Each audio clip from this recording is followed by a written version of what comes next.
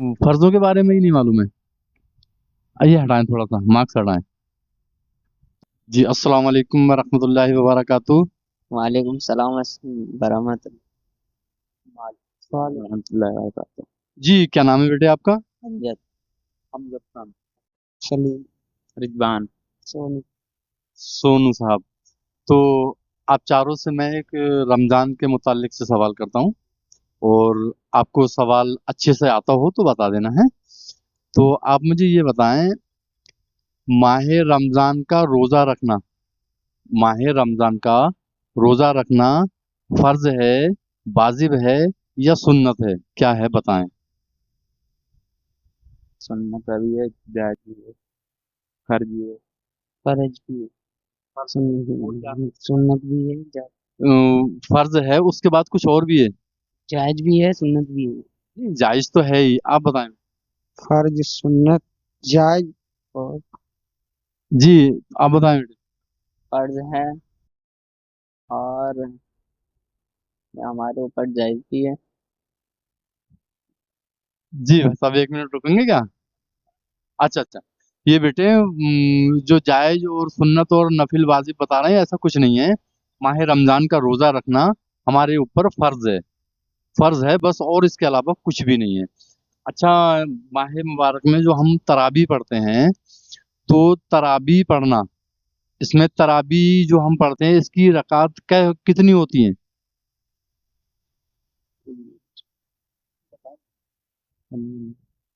जी बेटे आप बताएं।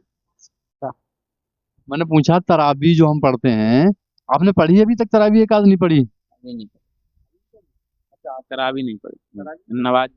अच्छा अच्छा अच्छा, नमाज वैसे पांचों टाइम पढ़ते हैं। चलिए, तरावी की 20 रकात नमाज होती है, ठीक है। और आप जब नमाज पढ़ते हैं तो आप ये बताएं, फजर के टाइम में कई रकात नमाज होती है? फजर में 4 रकात। अच्छा, 4 रकात होती है, बहुत अच्छे। वो कैसे कैसे होती है?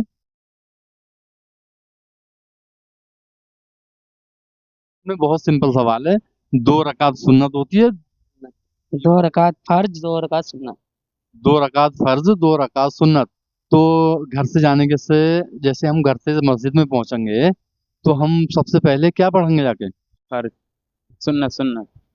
हाँ, सुन्नत। हम घबराए नहीं, सुन्नत पहले पढ़ी जाती है, उसके बाद में फर्ज जो होते हैं वो जमात इमाम साहब पढ़ाते हैं।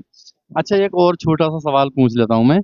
जैसे पिछले साल अलविदा जो है वो जुमे का हुआ था, इस साल कौन से दिन का अलविदा होगा? जुमे ही का होगा। अलविदा जुमे का ही होगा, माशाल्लाह माशाल्लाह, जुमे का ही अलविदा होगा। सोमवार। हाँ। ये सोमवार कौन सा दिन होता? सोमवार किस दिन को कहते हैं वो बताएं। हाँ। मंडे को। ऐसा है ना, ये मैंने कुछ मजाक के टॉप पे सवाल किया था। जुमा जो वो अलविदा जो होता है वो जुमे का ही होता है। अच्छा ठीक है, अब आप मुझे ये बता दें, वुजू तो बनाते होंगे ना जब नमाज को जाते होंगे, तो वुजू के अंदर कितने फर्ज हैं? वजू के अंदर मालूम है। अच्छा, फिर गुस्ल के अंदर कितने फर्ज हैं वो बता दें। 3। में 3 फर्ज हैं, ठीक है, बिल्कुल ठीक है। वो कैसे कैसे हैं बताएं। पहले वो कुल्ली करांगे,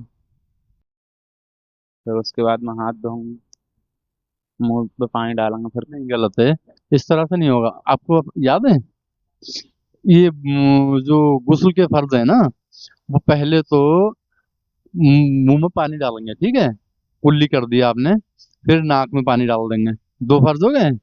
अब उसके बाद पूरे जिस्म को पानी से भिगो देंगे, तो ये तीनों फर्ज अदा हो जाते हैं। और मैंने पूछा था, वालेकुम अस्सलाम, खैरियत से हैं भाई? अच्छा, क्या वुजू कर रहे हैं? जी ठीक है। और वुजू के फर्ज पूछे थे मैंने, तो वुजू के फर्ज 4 होते हैं, आपको याद है वो कैसे कैसे होते हैं? नहीं है आप?